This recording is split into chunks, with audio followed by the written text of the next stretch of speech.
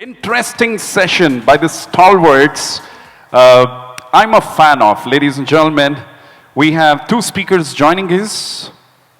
The speaker joining us is one who's deeply involved in the startup world, is a founding partner of US venture capital firm Accel Partners in India, completed his master's in computer science at University of Delaware, USA, and moved back to India to make sure he empowers a lot of them.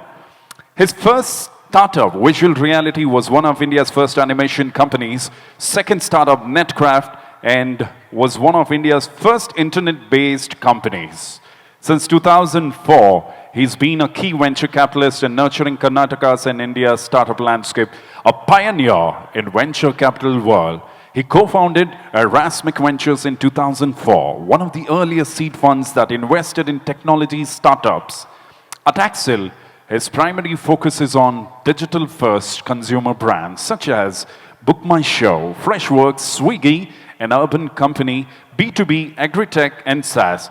He has led investments in 30 Indian technology startups and is a board member in 16 companies. Ladies and gentlemen, please put your hands together for our first speaker for this session, the new India Playbook Entrepreneurship and the Digital Revolution, Shri Prashanth Prakash, founding partner, Accel Partners. Let's give a big round of applause to him.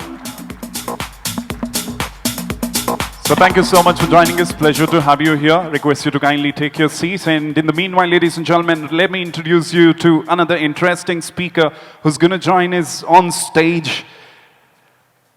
I'm a fan of his for the way he talks, because I'm in the profession of talking, and this person has a willpower, and here's nobody, sirf sachai ki sunte hain. Ladies and gentlemen, talking about the founder and the editor-in-chief of The Print, a dynamic news media startup and a senior primetime anchor at NDTV. Previously, he served as editor-in-chief of the Indian Express, where he led a team of award-winning journalists during his 19-year tenure. He also held editorial roles at the India Today. He currently hosts Off the Cuff and Walk the Talk on NDTV, engaging in insightful discussions with prominent personalities. His leadership and journalism have made significant impacts on Indian media landscape. Ladies and gentlemen, I'm talking about Editor-in-Chief The Print. Please put your hands together for Shri Shekhar Gupta. Zordar तालियों से स्वागत किया जाए.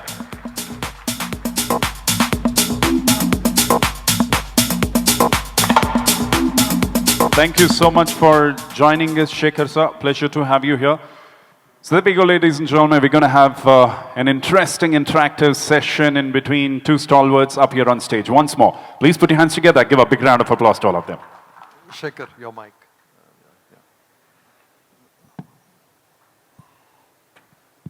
Yeah. So, Shekhar, it's not very often that I get to talk to entrepreneurs your age. So a lot of the entrepreneurs I interact and work with are slightly younger. So I thought this is a very novel, interesting conversation for me. And you started slightly late in your journey. I mean, you were in the Indian Express, and we were just chatting that you made that move, right? So why did you make that move to be an entrepreneur? Well, first of all, I did not start slightly late. I started very, very late. I started at a time when people in the government retire. Of course, under Modi government, nobody who's liked by Modi government retires. They carry on being one thing or the other, but usually 60 is the age to retire. So the print came up at the age of 60. 60? 60. Wow. Yeah, so, okay. So I had grave doubts whether I should start something that too this late in life. I thought startups happen in their 20s. And while I was chatting with people, karna hai, nahi karna hai, or I should just set myself up as Shekhar@gupta.com, right? Which is do my own writing, speaking, TV, do books, public speaking, bit like Fareed Zakaria works. So I even thought of those possibilities, but then I had gone like this to speak at a much larger audience in Dubai, and this is a man called Sunny Warki, Sunny Varki. who runs a group of schools. Yeah. And over lunch, I was expressing the same doubt to him. And he said, Arey, it's never too late to start a new enterprise. And he said, do you realize that Captain Nair started Leela Hotels at the age of 70 or 72? 70, yes. So why can't you do it now? So that's how it started. So I think you start when the opportunity comes. And I could have gone on working in a comfortable full-time job, but I thought I was done. So almost a decade into it, how do you feel about it? Well, I think it's been a very exciting experience. I've worked for other people's newsrooms. I've been a member of a great newsroom. Then I've helped rebuild then I've helped strengthen a newsroom at India Today. And then I played some role, I would say, in building almost a new newsroom at the Express. Right. So building one for yourself has its own challenges, but also has its own joys because if you look at the leadership of news media, most of it will come out of one or two great newsrooms. Newsrooms, yeah. So I do hope that tomorrow's leadership will come out of the print now. Did you raise some seed capital to start with? Yes, we did raise some seed capital. Some of it from reputed people in this city, Right. who in fact encouraged me to go in this direction. I think the first time it was Nandan Nilekani who said, I should do this. Yeah. And then others came in, but you know, the model is that all investors have small parcels of investment. Yes. And so far so good. So this idea of sustaining businesses early on, I mean, getting to a model where, you know, there is of course the startups that we kind of fund and like, which spend enormous amounts of money over time, but they hyperscale and they build very, very large values over time. And then there's the model that you've taken up where you've, of course, had some bootstrap capital, but I think very soon you've kind of had this very deliberate attempt at creating a more sustainable model. So was that by design, and is that something that is it because you didn't have any other choice? I mean, would you like to have had more capital and scale this faster if you had an option? Well, I mean, it's a work in progress. Yes, I would have liked to have more capital, but news media is a very small business. People don't realize what a small business news media is. People see the profile, people see the audiences, people see the influence, and people say, wow, must be a huge company. I can tell you, India's largest news media company, that is Barrett Coleman. I haven't seen the figures lately, but I think I'll be surprised if its turnover is anything more than 6,000-7,000 crores. Yeah, which is these days like a medium. And this is a company that is how many, like 50 years old? I don't know. Yeah, like a medium industry. Look at a company like, say, NDTV. Will not have a turnover of 1,000 crores. Will be less than 1,000 crores. So news media is a very small business. And that's why valuations, what you can do. But at the same time, it's a resource-consuming business. Right. So daily newspapers have a clear consumable, which is newsprint. But everywhere else, your expense lies in human resources, news generation. Because if you do it right, then it's very expensive. If you don't do it right, then I can have like the equivalent of a call center with 100 people per shift or 200 people per shift, all paid below minimum wages, right? That is how a lot of the digital media is run now. So 200 people, 300 people, 500 people on a shift in 3 halls being paid 10,000 rupees a month or 12,000, that's 12,000 rupees a month. That's way below minimum wages now. But these are given, young people given contracts. There are really, I shouldn't say low quality, but mass producing journalism school coming up in so many Mufassil universities. Right. You'll find any university in district towns also has a journalism course, has 300 students, 400 students. What do these students do? So they get hired by these media organizations who have this 24/7 operations producing 10,000 stories a day, 12,000 stories a day. And how are those stories produced? There's TV running, a little something, Kareena Kapoor slipped somewhere. So they'll say Kareena Kapoor slipped, her chaddi was showing, right? So it just has to be a 300-word, 200-word story, but you just keep on boom, boom, boom, boom, boom, boom.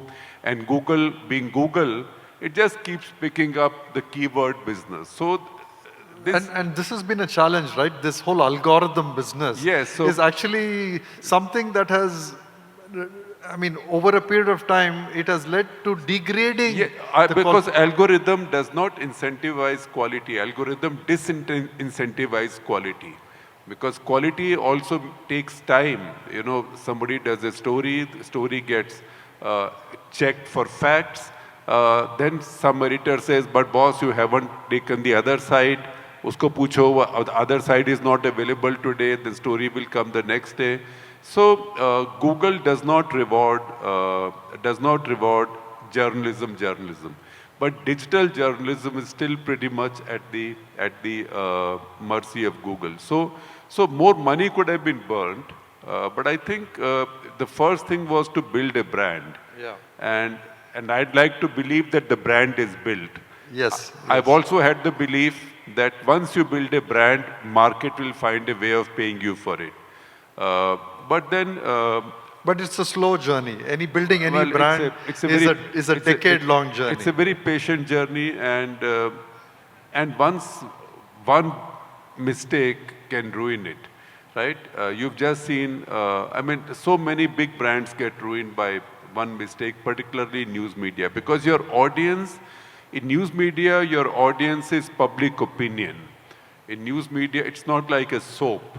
Right? Your audience is so many people who consume that soap in their washing machines. So all soaps are the same, right? News media, every member of the audience has a judgment on what you're doing.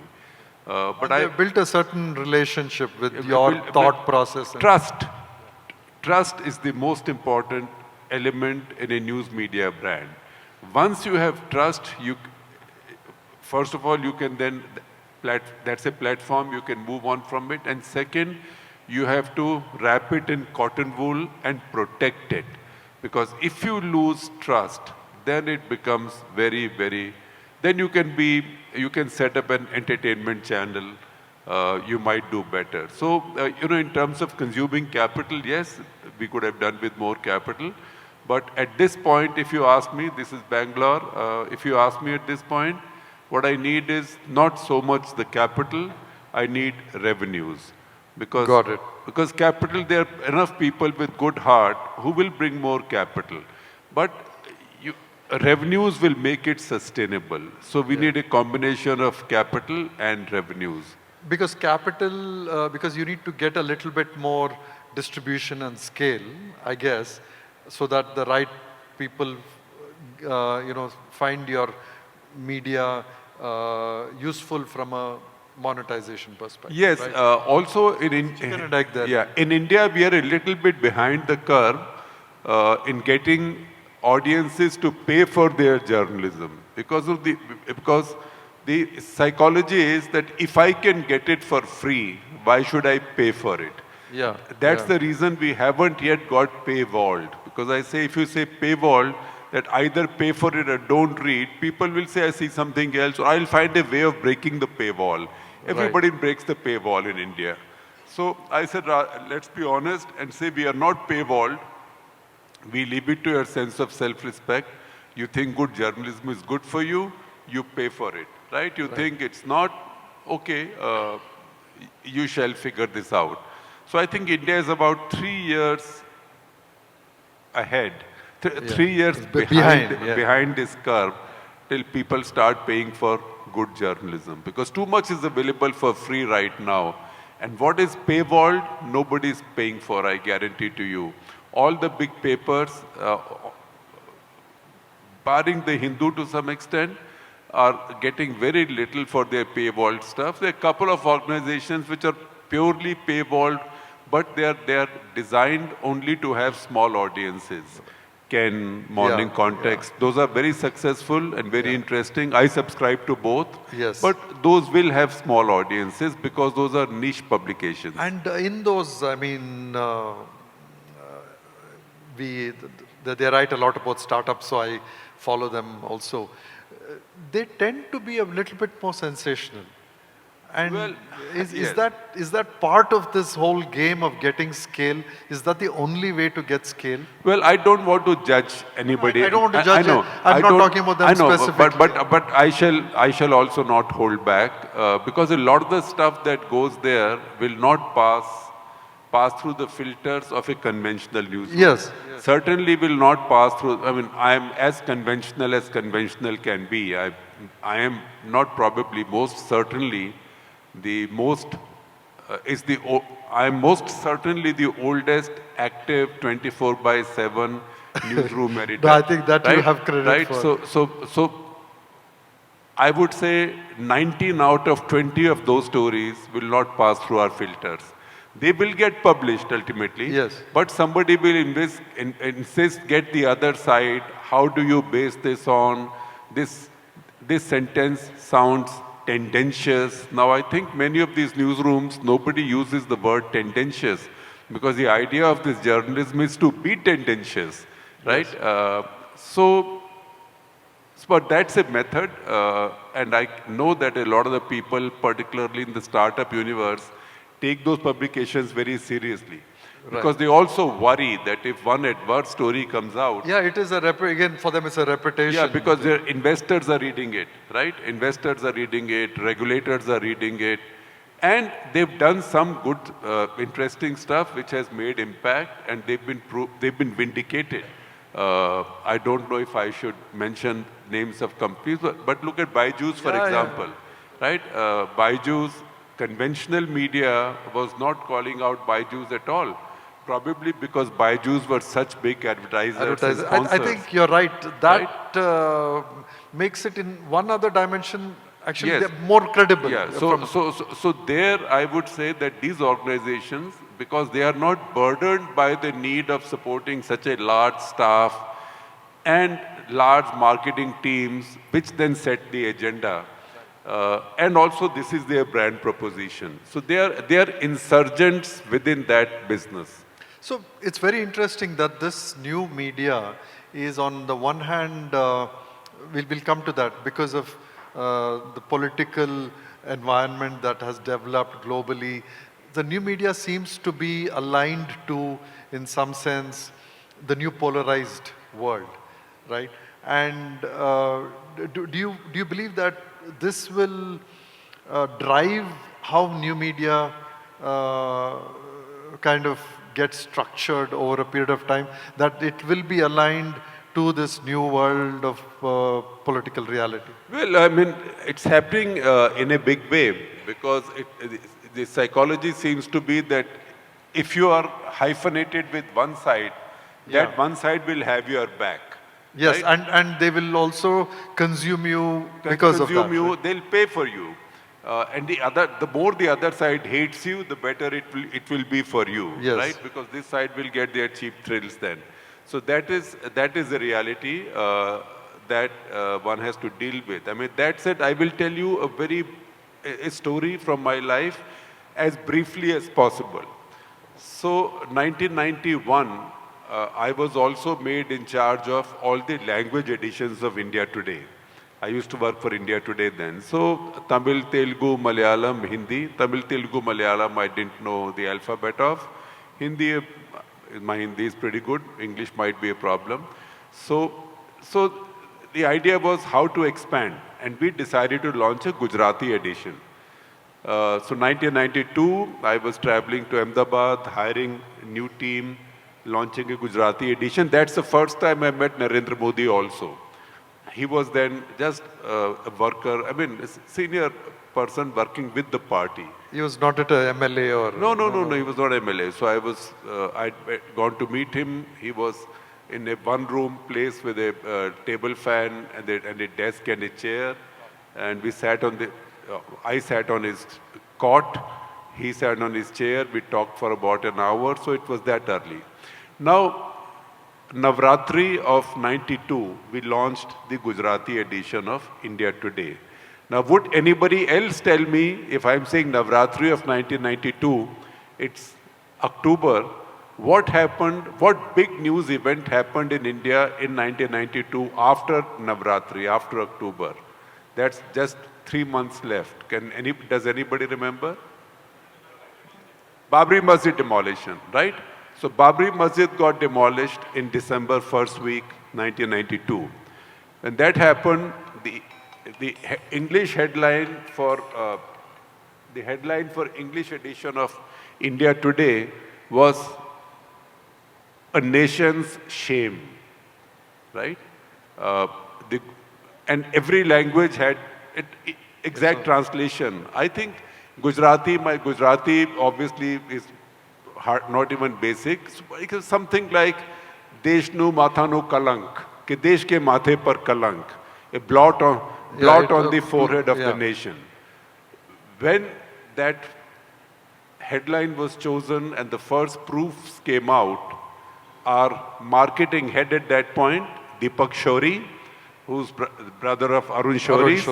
Deepak Shori came to Arun Puri and he said, you got to stop these people. They cannot carry these headlines. In any case, he did not want that headline in English also. So we said, why? So he said, okay, you do anything we want in English, Tamil, Telugu, Malayalam, Hindi. But if this goes out in Gujarati, your edition will cease to exist. So he said, Arun Puri also said, I don't change editorial decisions because of what marketing people say. So we went with that headline. We had launched Gujarati India Today with a print order of 25,000 copies in Navratri 1992. Within 3 months, it had reached 75,000 copies. It was India Today at its peak. Then this headline came out saying it's a blot on the forehead of the nation. It was pre-email, pre-Google era.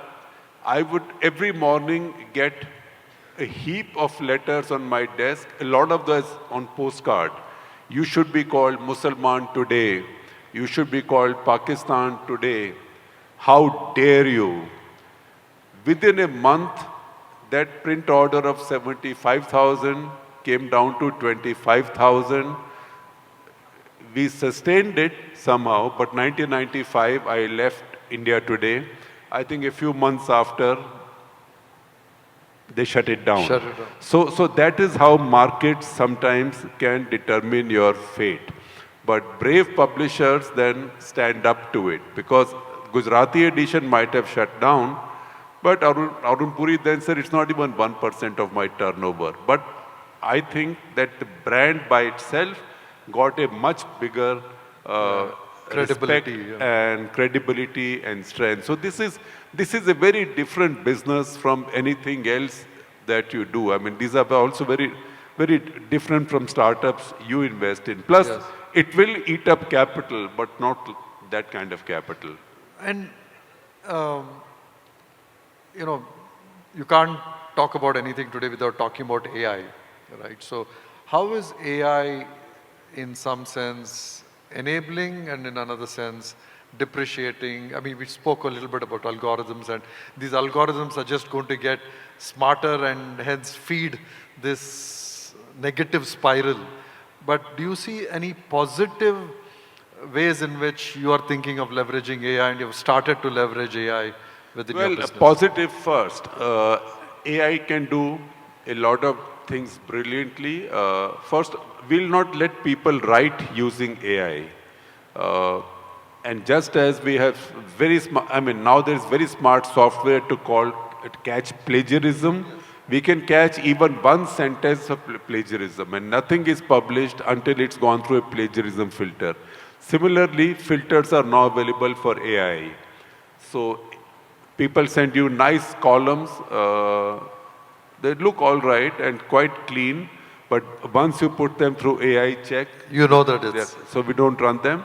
If an editorial ethical principle that we've set out is that we don't use AI for editorial content creation, but if we do, we will put in a disclosure. That's what we do with Photoshop also, that we don't use Photoshop for our pictures or visuals, but if we do, then we will make a disclosure. On the negative side, one is just the fake stuff, right? The fake stuff that goes on all the time. If you follow social media, you see this fake thing going on about, oh, this is the sensational interview Anant Ambani gave, but nobody is publishing, right? That is fake. And everything is fake around it, and it's... it just perpetuates more of this no, fake. it perpetuates and it is viral. I mean, it's there all the time. So for somebody who's non-initiated, will think, हाँ ये सच्चाई होगी. अगर सब कह रहे हैं, if everybody is saying it, then it must be true. So in the era of fragile community relations, in the era of terrorism, one killed can become hundreds killed, right? Or nobody killed, maybe a couple of people injured, can be many killed. If you see what's coming out on Kumbh.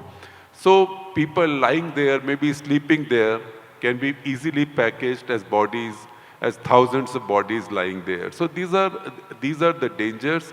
I mean, people worry that that journalists' jobs will be taken away. I mean, there were worries that proofreaders' jobs will be taken away when computers came in. Google came in. But I find that usually technology creates more jobs. Right. It does not protect the same jobs, but it does end up creating more jobs. No, that's I think... And one more, since talking of positive views, we find that the new AI tools for translations into Indian languages are very good. So we have now launched the Marathi and Tamil editions of the print, and we are going to launch Telugu, Gujarati and Bengali soon. How active are you on social media yourself? And do you think you can do a little bit more for your brand by being more active, or you think you're doing enough? Well, until summer of 2014, I was not on social media at all. I used to think that it was a distraction and a waste. And I would, in fact, judge people who were spending time on social media, Twitter, etc. It was in the late summer of 2014, that somebody set up a Twitter account for me. In fact, it was a PR person, who's Amit Prabhu. I don't know if anybody knows Amit Prabhu. I know Amit Prabhu. So Amit Prabhu met me someplace and he said, how come you don't have a Twitter account? I am setting one up in your name, and I own it until you want it back, right? And then I think in some conversation, it was Farid Zakaria who said to me that now the strength that social media has given you is that you can carry your audiences with you. Yes. Earlier, if a publisher fired you, the publisher also took away your audiences. Correct. Now your audiences can travel with you. And a third thing happened. I think I was going to Melbourne to speak on a long flight, and I was watching some movies, and I watched Birdman. Birdman, yes. Birdman and his stepdaughter have fights, and she tells him, what do you know about the lives of us young people? You don't even know anything about Facebook, Twitter, and something Instagram wasn't there then. And the father said, and what do you young people do? All you think about is going viral, right? So I saw that exchange and I said, we must be getting outdated. And that's how Twitter started. So for about 3 years after that, 4 years, I was quite active on Twitter and saying things on Twitter. And I built a 2.5 million following till I realized that it's counterproductive. Because what happens is you end up giving away your mind there. and you draw all the gali for it. But you get no value because Twitter doesn't give any revenues. Twitter doesn't give any audiences got it. to So your you were- publication. Twitter is great for ego massage, right? Statistics, Twitter has never brought even 1% of readership to the print or to any other organization. Got it. So you didn't find... But journalists read Twitter, right? So for them, it's, if I don't share somebody's story, they'll say, oh, you didn't share my story, right? So it's Instagram, I have to learn because I think Instagram is where young people go now. Yes. And this is a good place to build.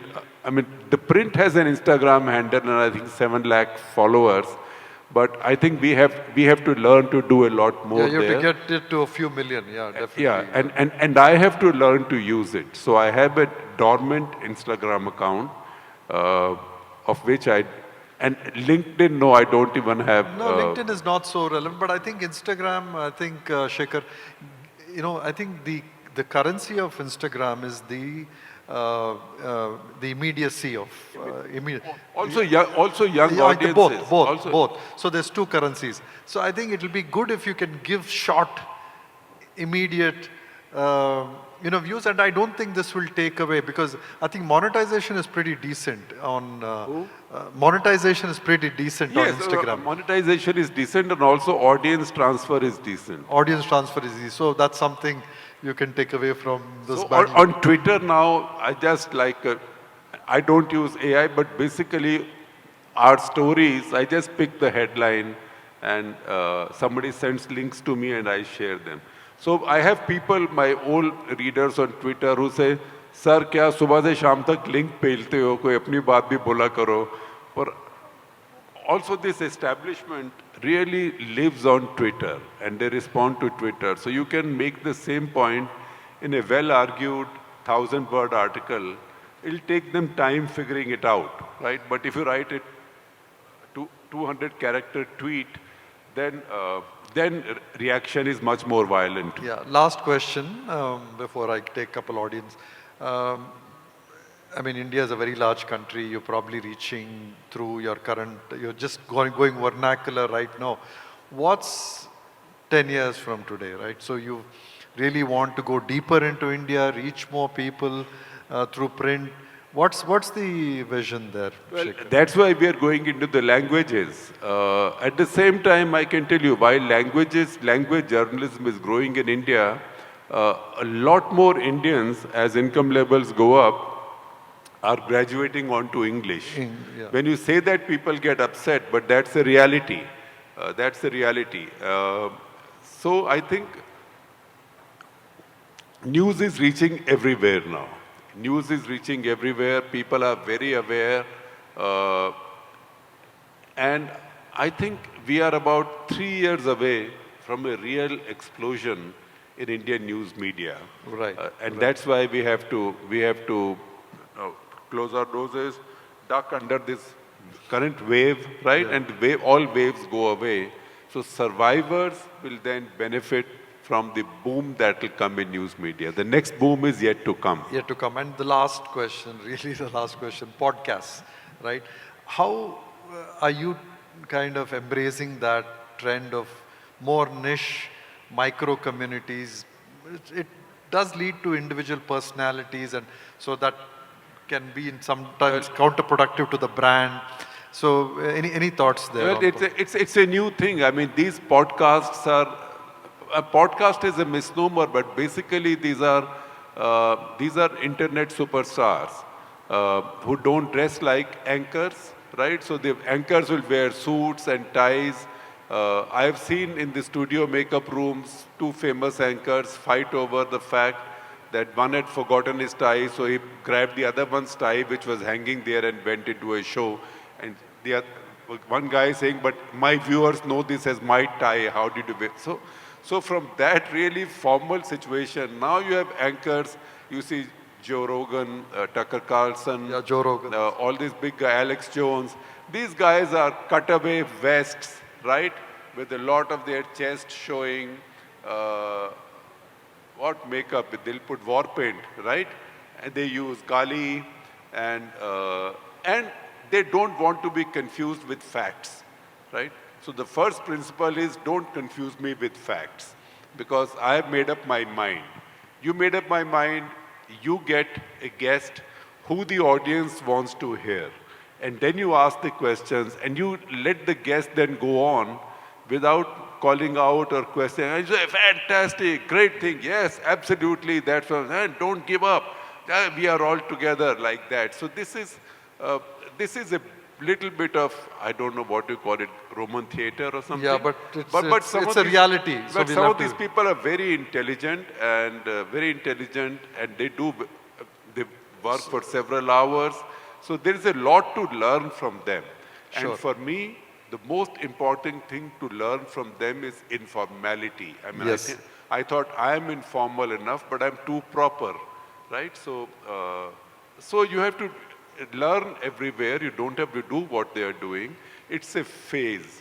But it's also a phase because politics is so polarized. So if you show me one famous podcaster of the right, I will also show you one famous podcaster of the left. That's why at the print we say that we are neither hyphenated, we are unhyphenated, which means we are not linked to the left, we are not linked to the right. So in my Express newsroom, I had a banner, and I follow that principle, that the left thinks we are right, the right thinks we are left, so we must be doing something right.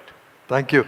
Thank you so much. One last, sorry, we are a little bit delayed. So 2 questions only.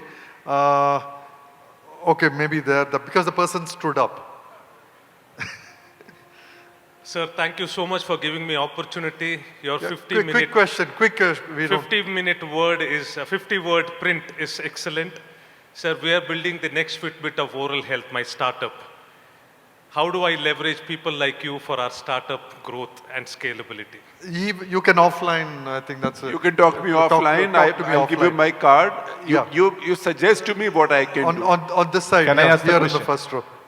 Just I think you asked me a question, sir, suggest what I can do to you, right?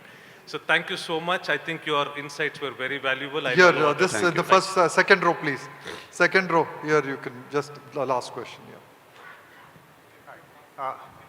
Hi, this is Sunil. So my question is, in a polarized digital world, how will a brand like print disrupt themselves in a world of journalism of the likes of Arnab Goswami School of Journalism?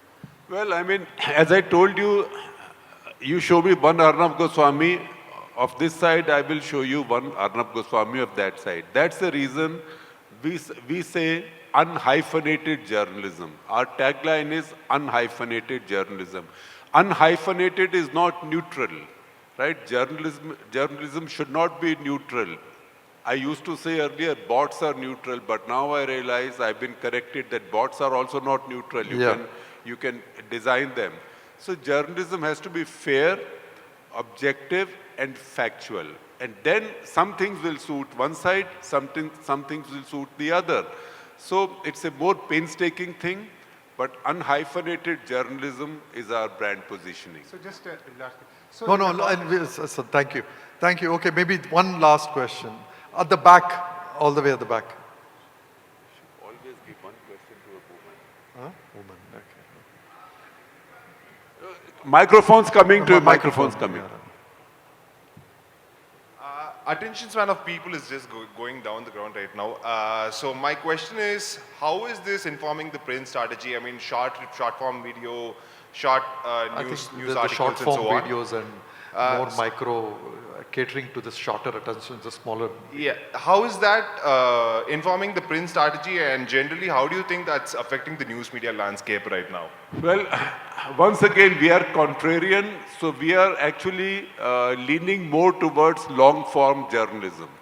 So we do ground reports, but which nobody is doing. So we send people to the ground, and they can write a 3,000-word story because others are not doing it. As far as short form is concerned, we do some brief stuff, but really we don't have a sweatshop of 500 daily wage paid people who will produce 7,000 stories a day. But we try and do experiments, and one experiment has worked that the gentleman in front mentioned, our 50-word edit. Because I used to think that newspapers write 500-word editorials. And I know, having been a daily broadsheet editor for almost 20 years and having worked for serious publications and looking at all the data, that not even 1% readers read a newspaper editorial. So I thought, why should somebody take 500 words? Editorial point is a point of view, is an opinion. 500 words. But you know, when people say something in a tweet, it immediately gets traction. So that is when Twitter had doubled its character count to 280. So one late night, I calculated, divided 280 by 6 roughly, and I said, in 50 words, if you can make your point by way of your opinion in 280 characters, you can also make it in 50 words. And that's why we came up with the idea of a 50-word editorial. So 50-word editorial has to state our point of view. We do 3 of those every day. Please check those out. So I would say these are short, but these are deadly serious. Yeah, thank you. One question for a lady in the audience. Any lady has a question? Come on, somebody should. Nobody? Okay, there's a lady there, yeah.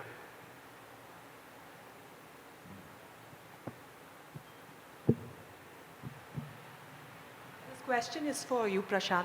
I know you have been investing in a lot of startups now, and AI is gaining a lot of popularity.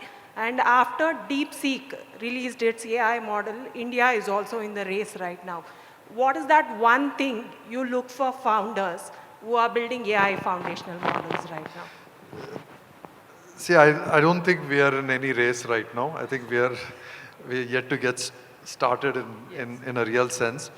I think what we really lack is founders who have a deep background in the science and the theory behind AI, right? So AI it's not the application layer. So when you talk about the fundamental models and the language models, I think we don't have a history of either academia or there's other research institutes who have spent decades and years building the background in what it takes to build these fundamental models. So I think we are looking for, maybe there'll be a few people who will collaborate with global researchers and scientists. So we're looking for cross-border teams where there'll be some Indian talent, some global talent, maybe coming together to build something very different from India. Okay, thank you. Thank you so much. This was Shekhar. This was really nice, and it was a pleasure to do this with you. Thank you. Thank you. You were a wonderful audience. So we'll applaud you, and also Prashanth, who was so patient with me. Thank you. So for all the fans of the print, can I request you to put your hands together, give a big round of applause for both the gentlemen, and I was thinking it would be other way around, but it was very impressive that the questions were coming from the person who asked questions throughout his life, probably. It was very interesting. Would give a round of applause, ladies and gentlemen.